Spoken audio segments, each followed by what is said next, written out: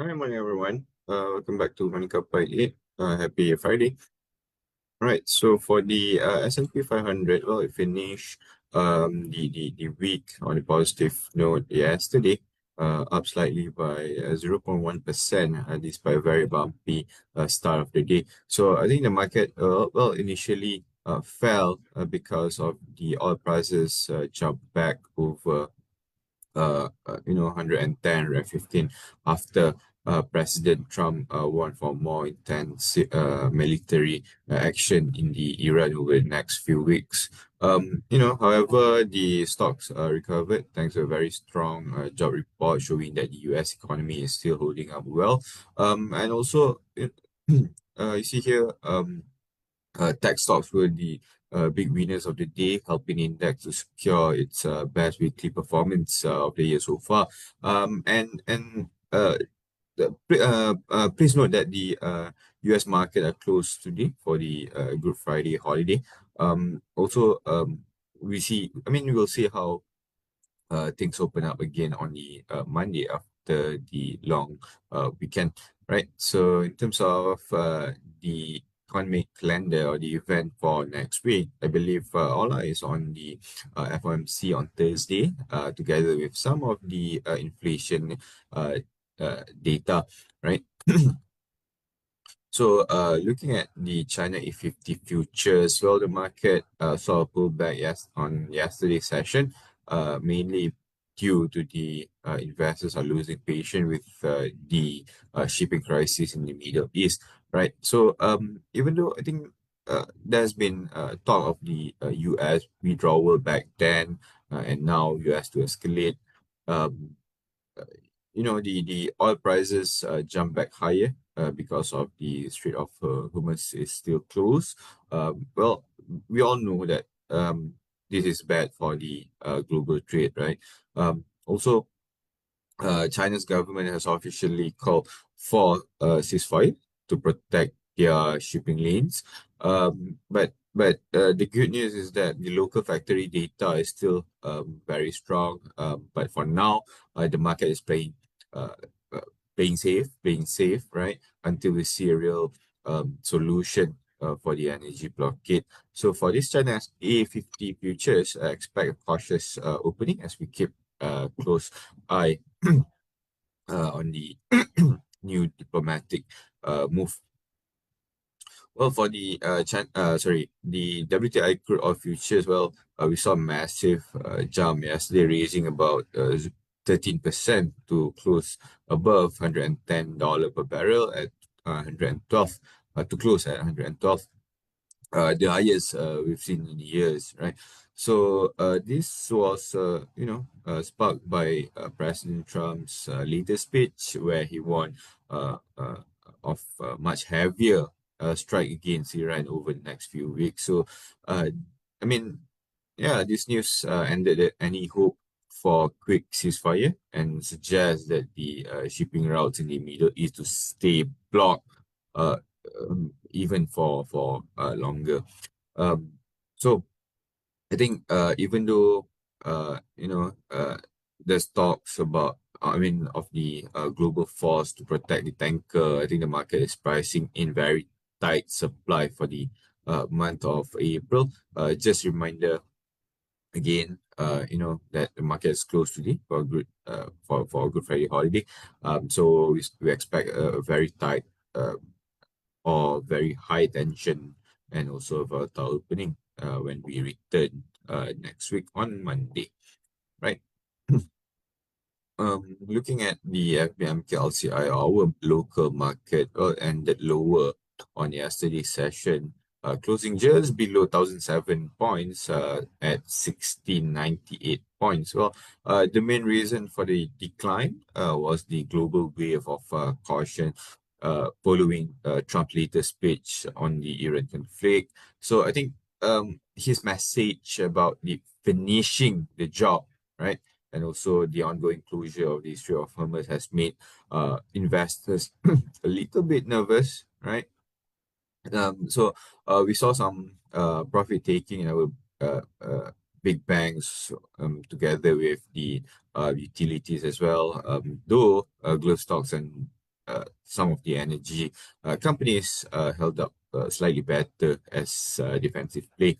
I think for today, we expect the market to stay in this cautious mode as we look for more concrete or finalized sign of situation in the Middle East. So, however, I think if the bottom fishing or the bargain hunting to occur in the next coming session, this might propel our index higher. And for the FKLI, we still hold our positive trading bias. Uh, Aiming or targeting for the 7,000, sorry, 1735 and also 1760 points with a stop loss remains back at 1680 points. I think if you look here, right, we saw some persistent selling or profit taking, to continue in our banking heavyweights like the uh, CIMB, Maybank, we have Public Bank as well, and also M-Bank, right? However, it wasn't total retreat, I would say. IGM, Armada, Dialogue stood out as a bright spot as well, successfully finishing in the green territory, right? And we also saw strong support from the Petchem or PChem, Petronas Chemicals, but the general sentiment, I think the overall sentiment, right, remains defensive with decliners outpacing the gainers across the board. So for now, the focus seems to be shifting towards the specific um, resilient names while the market awaits for the clear economic leads from the uh, uh, global front, right? So moving on to our Malaysia trading stock. So today we have PPB Group. So the stock is on its breakout formation, higher at 12 ringgit and 10 cent level on a strong volume. So we expect that the momentum to keep bullish and the stock able to propel higher to test its next resistance at 12 ringgit and 70 cent, followed by 13 ringgit and 30 cent resistance level. So if the stock to clear below 11 ringgit and 50 cents support, this could reverse the course and trend lower together with the cross below the 21-day moving average. Also next we have Malayan Cement or M Cement.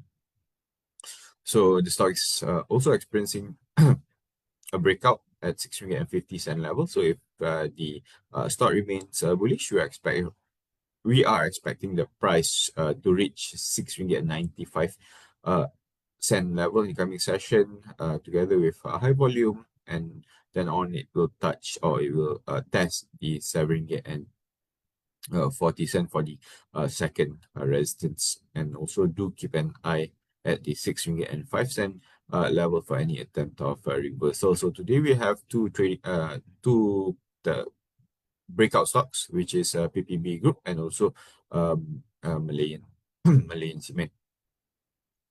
And also, lastly, for the FCPO, well, it ended yesterday on a strong note, slightly recoup, right?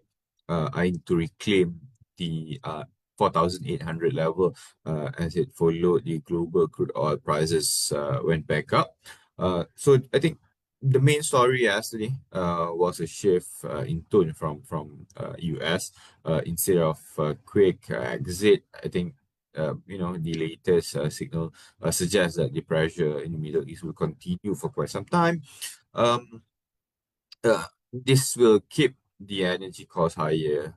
Also, so this makes FCPO palm oil much cheaper and more attractive option for the global buyer. So I think on top of that, like I mentioned yesterday, our export numbers for March were fantastic, up by I think 50%, confirming that demand is healthy and is there, right? So expect the market to remain firm as the supply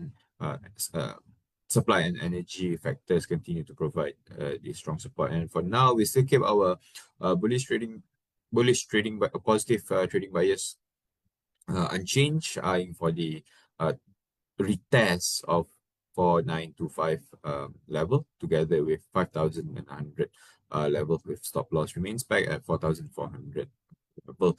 Right, so that's all from me, and I pass the floor to the next presenter. Thanks everyone, and happy trading. Hey, good morning, everyone. Thank you, Aiman, for the presentation. Let me just share my screen.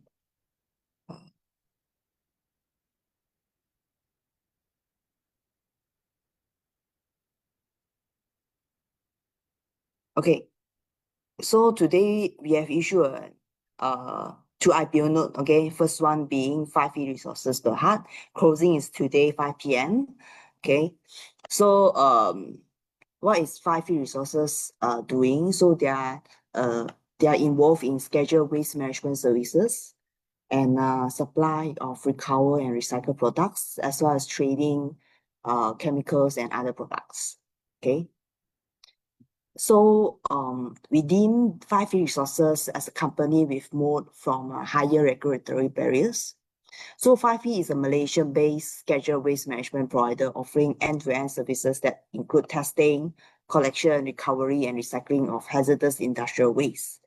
And this scheduled waste management services takes up more than 80% of its total revenue. So backed by 18 years of track record, the group serves more than 500 customers across different industries. The biggest industries that contribute to its revenue is E&E, which is about 30%, and followed by chemical and plastic industry, which is about more than 10%. Okay. So this company is licensed to manage 34 out of 77 scheduled waste categories under the environmental quality regulations, placing it in a selected group with broad regulatory coverage. Its involvement in major incidents such as the Kim Kim River cleanup underscores its strong technical capabilities and regulatory trust, which is trust from the governments. So the industry stringent licensing and compliance requirements create high barriers to entry for its industry, and supporting 5E's defensible market position. Okay. So currently, the company has 34 waste codes. It's licensed with 34 waste codes. So there is some capacity expansion plan to drive the waste code increase, as well as its scheduled waste quota expansion.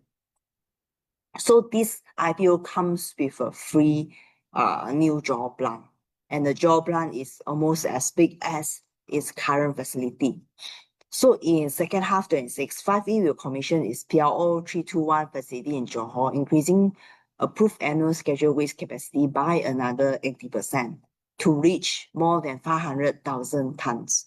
The plant has obtained EIA approval for 27 waste codes, including 4 new categories. This will expand 5E's total license codes to 38 from current 34. It will also introduce new recovery technologies such as SRF pelletizing and spent EV battery recycling, enhancing its technical capabilities and tapping into higher value recover products. So with EV battery recycling, they will get automotive clients as their new clients. Okay. So looking ahead, over 70% of its IPO proceeds will fund a new Perak facility. I think which is more than 4 times bigger than its current plants, which should spike its waste quota by another 173% to reach 996,000 tons, and increase license waste code to 44 from current 34. So targeted for commissioning by 2030, the Perak plant will tap the underpenetrated northern region while supporting distribution of recovered products to nearby industrial customers such as cement industries.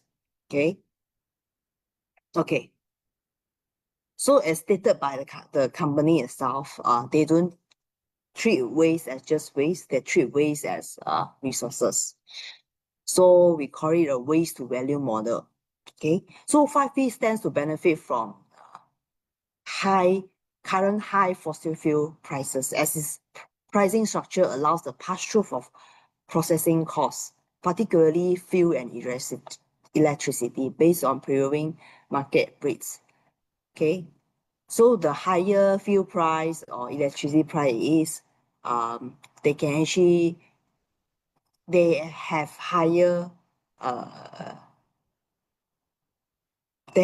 cost saving because they charge based on current high price, and then for their fuel and electricity price, they use back from the waste itself. They generate the diesel from the waste itself. They don't buy diesel. Yeah. And then as for transportation costs, they use third party, but then because all their contracts are on purchase order, they can pass down directly to their customers.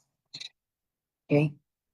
Other than that, the group also monetizes waste through recovery and with outputs such as acids, alkalines, coolants, oil, solvents, and fuel oil, reused in-house, or sold to third-party customers, which is their second segment, which is the supply of recovery and recycled products.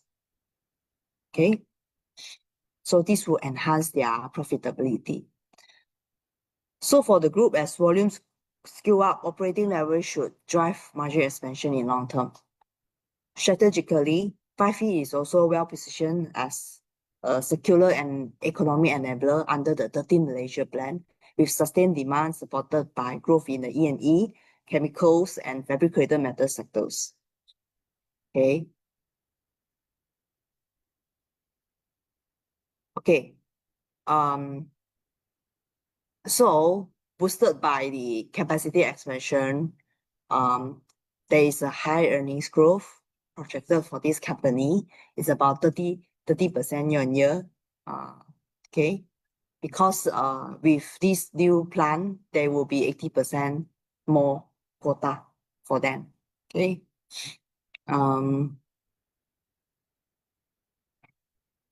Okay.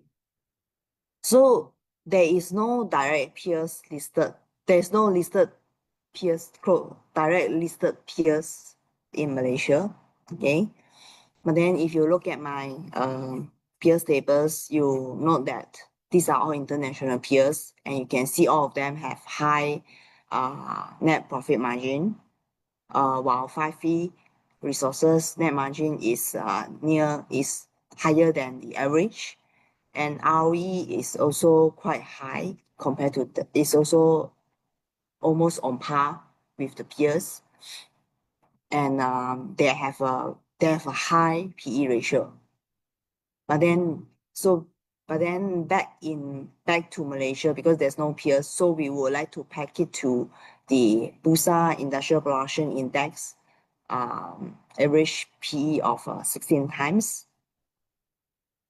Okay, as the company is classified under the industrial products and services sectors. Okay, so in line with the 5-year Bursa Industrial Production Index average of 16 times, okay, we ascribe a 16 times PE to its FY27 F earnings to derive our fair value of 39 cents. So key risks for the earnings projection and the fair value will be non-compliance and loss of waste management license, lower than expected sales orders, and any operational risk. Okay, so all in all, the company raised about 80 million from its IPO, mainly to fund its Perak expansion. And then, so backed by high entry barriers, strong ESG positioning, and robust margins, we expect this company to book solid earnings growth ahead. So at the FY27 FP of 10 times, its valuation looks compelling. Okay. So IPO price is 26 cents. Closing application date is today, and indicative listing date will be 15 April 2025. So with our fair value of 39 cents, it indicates a return of 50%. Okay, so that's it. I will pass on to the next speaker. Thank you.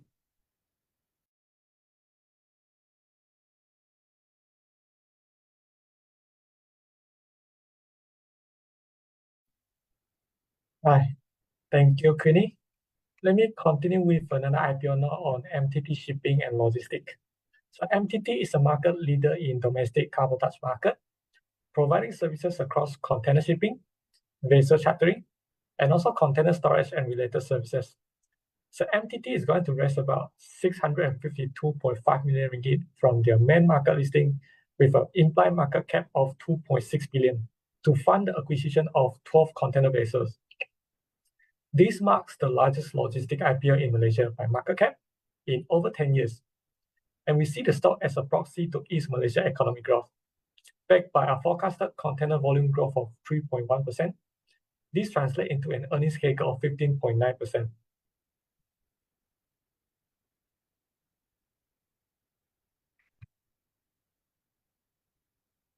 Over the next 3 years. And the IPO price of RM3 implies an attractive FY27 PE of 7.5 times, alongside a compelling FY26 dividend yield of 6.2%. All in, we derive a fair value of RM24 based on 9 times forward PE, implying 21% upside. So there are 3 investment theses for the IPO.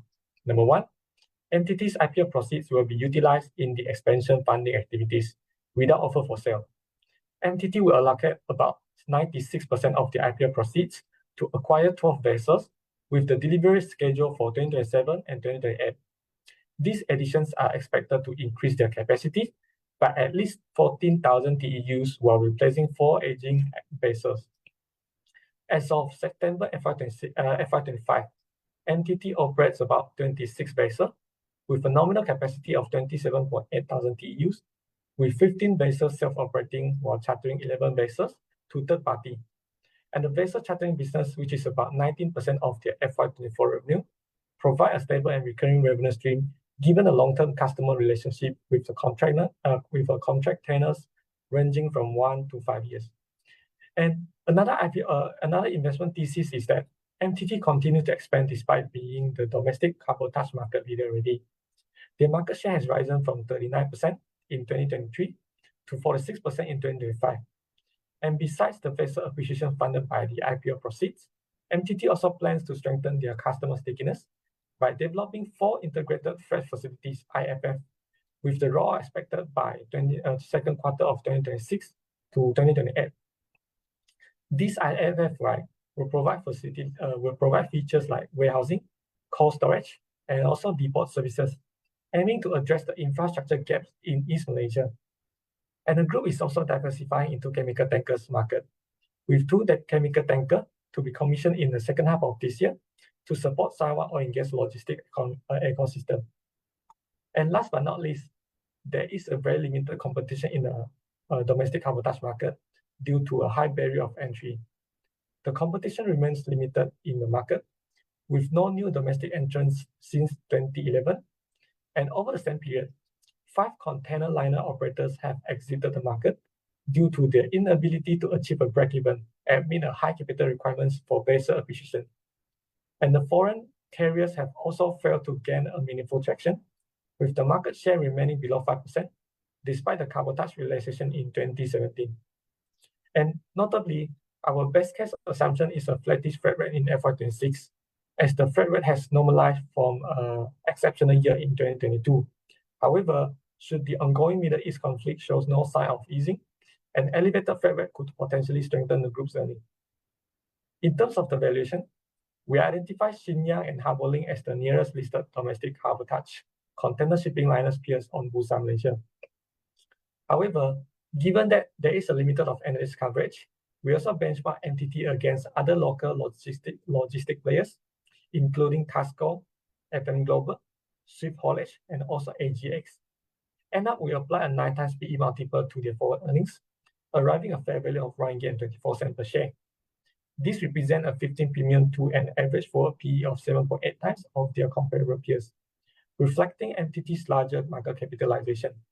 And we believe this valuation is justifiable, underpinned by the outperforming margin and the compelling dividend yield of 6.2%. Well, I believe that's all from me and my team today. Thank you for spending your time with us. Happy trading and see you again at Morning Kappa at next week. Have a good weekend ahead.